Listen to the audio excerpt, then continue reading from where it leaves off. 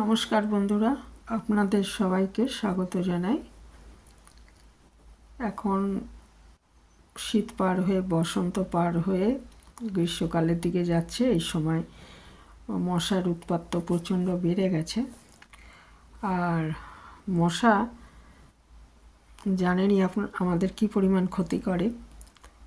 শুধু রক্ত খায় সেটা না, এটা থেকে নানা রকমের রোগ ছড়ায়। তো সহজে আবার অনেকেই কয়েল ব্যবহার করেন, কিন্তু কয়েল তো সবার সহ্য হয় না। কয়েল জ্বালালে কিন্তু অনেকেরই অনেক সমস্যা হয়। তো ঘরোয়াভাবে হলুদ ব্যবহার করে আমরা কিন্তু মশা তাড়াতে পারি। তো সেটাই আমি আজকে শেয়ার করেছি। হলুদ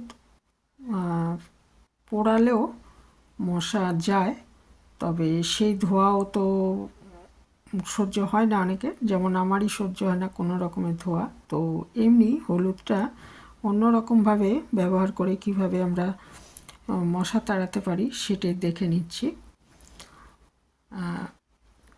হলুদ যেমন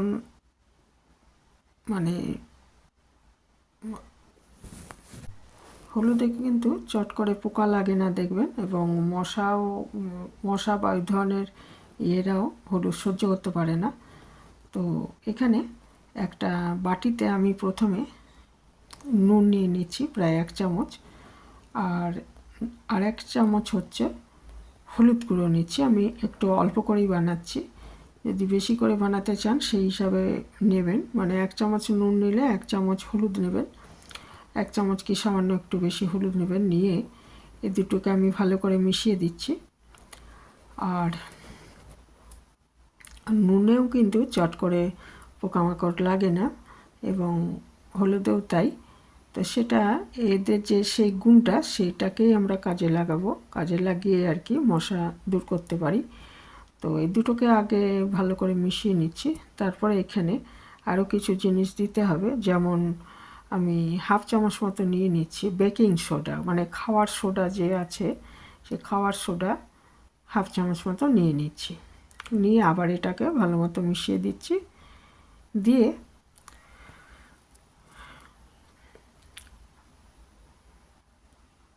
এটা একটা দ্রবণ তৈরি করব।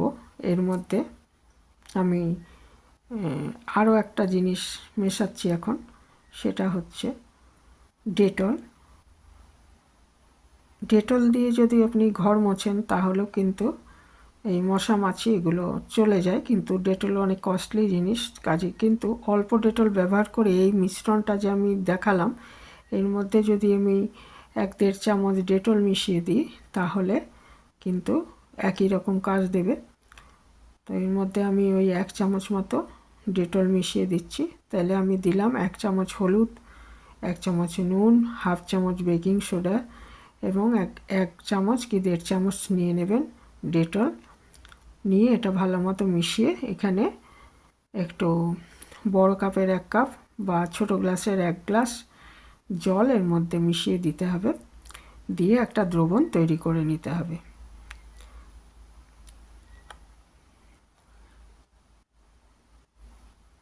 আমি জল মিশিয়ে দিলাম এর মধ্যে, বড় 1 কাপ দিয়ে এটাকে ভালো মতো সব মিশিয়ে দিয়েছি, নুনটা যাতে গুলে যায়।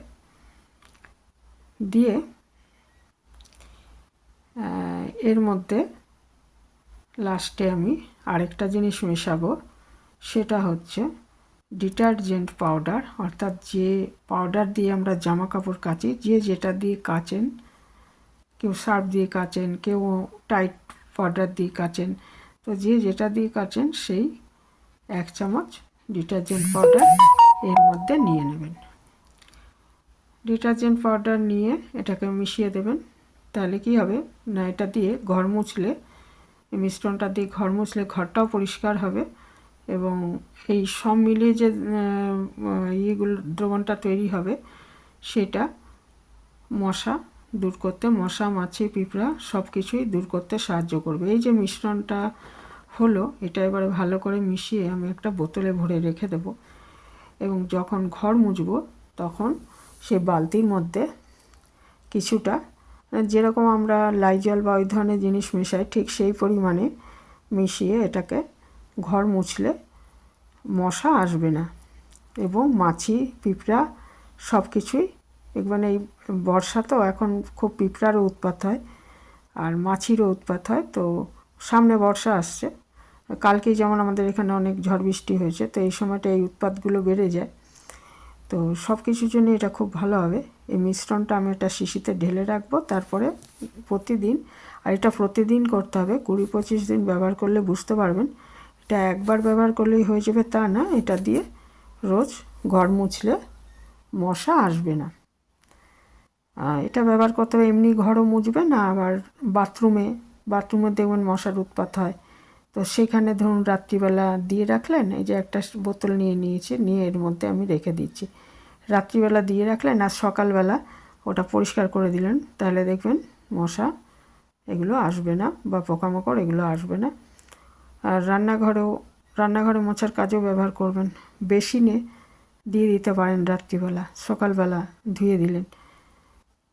এইভাবে এটা ব্যবহার করলে মশা মাছি সব কিছুই দূর করা সম্ভব। এই যে এটা মিশিয়ে রেখে দিয়েছি, ব্যবহারের আগে একটু ঝাঁকিয়ে নিতে হবে। তাই এটা খুবই উপকারী, করে দেখতে পারেন। আর 20-25 দিন ব্যবহার করলে এর সুফল বুঝতে পারবেন। একদিন ব্যবহার করলেই হয়ে যাবে তা নয়, আর এটা নিয়মিত ব্যবহার করতে হবে। আর হলুদ থাকলেও এটা মুছলে যে মেজে হলুদ হয়ে যাবে তা কিন্তু নয়, কিছুই হবে না। কাজেই এই ছিল আমার আজকের একটা রেমেডি, যে কীভাবে আমরা মশা দূর করতে পারি। এই যে এইভাবে বেসিনে এরকম দিয়ে দিতে পারেন রাত্রিবেলা, তারপরে সকালবেলা পরিষ্কার করে দিলেন, তাহলে ওখান দিয়ে অনেক সময় পোকামাকড় উঠে আসে, সেটা হবে না, মশাও উৎপাতও কমে যাবে। আর এই যে আমি ঘর মোছার বালতিতে জল নিয়ে নিয়েছি, এতে আমি মোছার সময় এটাকে একটু ঝাঁকিয়ে মিশ্রণটাকে যেটা তৈরি করলাম একটু পরিমাণ মতো দিয়ে দিতে হবে। যে রকম আমি লাইজল বা ফিনাইল দিই সে পরিমাণই এটা ব্যবহার করতে হবে। হ্যাঁ, 1 ঢাকনা বা 1.5 চামচ যাই যেরকম আর কি বালতি সেই অনুপাতে দিয়ে এটা তারপরে মুছলে মেঝেটা খুব পরিষ্কারও হবে আর মশাও দূর হবে, মাছি পিঁপড়া এগুলোও আসবে না। আর যেখানে আমরা বাসন টাসন মাজি সেখানেও এটা রাত্রিবেলা দিয়ে রাখতে পারেন, সকালবেলা পরিষ্কার করে দিলে ওই সব জায়গায়ও দেখবেন কলপাড়ে প্রচুর মশার উৎপাত হয়, সেটা হবে না। তো এখানে শেষ করলাম, ভালো থাকবেন সবাই।